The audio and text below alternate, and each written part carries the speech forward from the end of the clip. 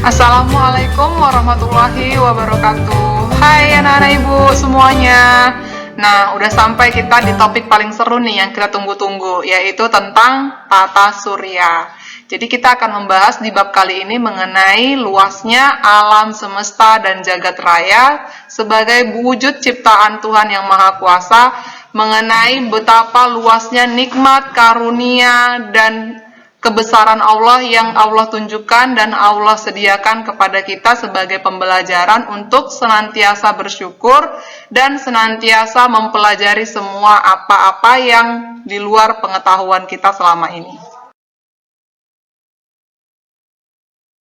Sebelumnya kita akan meninjau dulu, tata surya itu apa sih? Jadi tata surya adalah susunan benda-benda langit yang berputar mengelilingi matahari sebagai pusatnya. Benda-benda langit itu apa aja? Ya bisa jadi planet, bisa jadi asteroid, bisa jadi komet, meteoroid, dan yang lain-lain.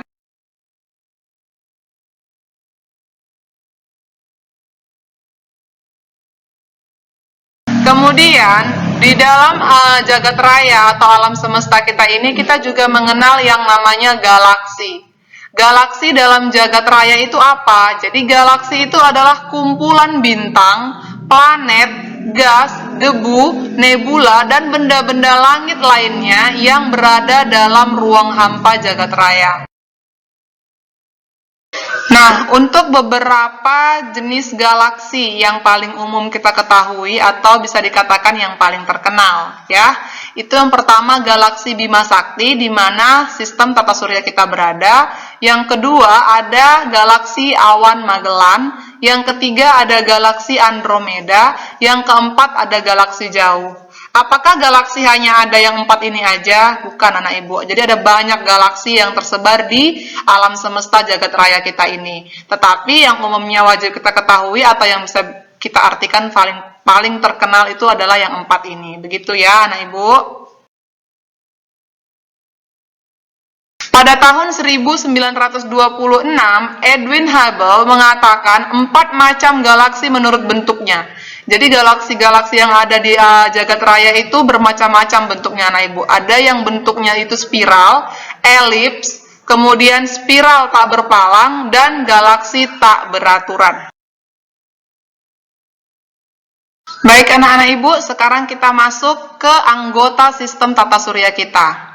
Nah, kita tahu yang pertama kali pusat tata surya kita adalah matahari. Kemudian kita akan membahas mengenai planet-planet yang mengitari matahari. Kemudian ada asteroid, satelit, komet, dan meteor yang berada di sekitar planet kita.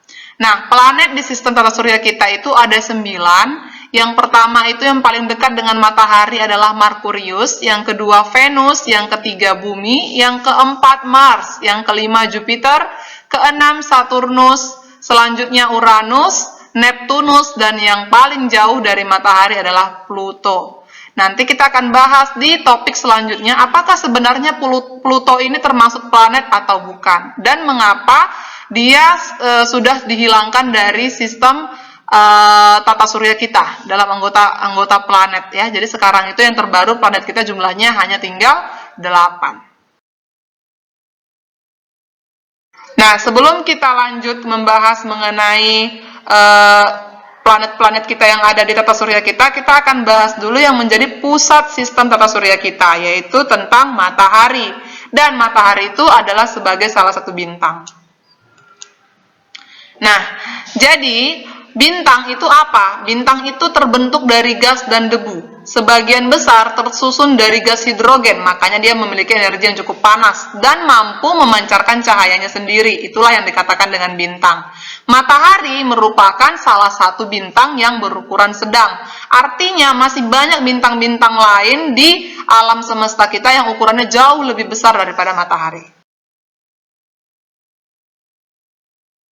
Matahari sebagai pusat tata surya kita, matahari itu merupakan sumber energi bagi tata surya kita. Nah, matahari itu memiliki kandungan yang didominasi oleh helium, sisanya itu adalah hidrogen, neon, oksigen, karbon, dan elemen berat lainnya. Untuk bagian-bagian matahari, jadi bagian-bagian matahari itu secara keseluruhan dibagi menjadi 5 bagian. Yang pertama itu bagian inti atau core, berada paling tengah, warnanya putih kebiru-biruan. Ini merupakan bagian paling panas. Yang kedua ada fotosfer, itu bagian permukaan matahari. Yang ketiga itu kromosfer, itu bagian lapisan atmosfer matahari. Yang keempat ada korona, itu lapisan terluar dari matahari, dan ada yang namanya zona radiasi. Setelah kita membahas mengenai matahari sebagai bintang dan sebagai pusat sistem tata surya, sekarang kita akan membahas mengenai planet. Apa sebenarnya planet? Planet itu berasal dari bahasa Yunani, yaitu planetes, yang artinya pengembara. Kenapa dia dikatakan pengembara?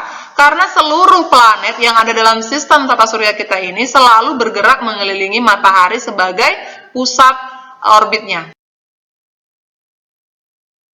Nah, baik, selanjutnya kita akan membahas mengenai pengelompokan planet. Jadi, di sini kita akan membahas pertama di mana bumi sebagai pembatas planet dikelompokkan menjadi 2, yaitu planet dalam dan planet luar. Nah, untuk planet dalam dan planet luar, itu kita ingat tadi pembatasnya adalah bumi. Planet dalam itu berarti planet yang orbitnya berada di dalam orbit bumi. Yang termasuk planet inferior atau planet yang orbitnya berada di dalam orbit bumi itu adalah Merkurius dan Venus. Kemudian ada planet luar, planet yang orbitnya berada di luar orbit bumi. Nah, ini berarti jenis-jenisnya adalah planet yang berada di belakang urutan planet bumi, seperti planet Mars, Jupiter, Saturnus, Uranus, dan Neptunus. Planet-planet ini masuk dalam kategori planet superior. Nah, kita tinjau untuk masing-masing planet yang ada dalam sistem tata surya kita. Yang pertama yang paling dekat dengan matahari, yaitu Merkurius. Kemudian yang kedua, planet Venus. Yang ketiga itu adalah bumi kita yang tercinta. Kemudian yang keempat Mars. Kemudian selanjutnya yang kelima Jupiter, keenam Saturnus,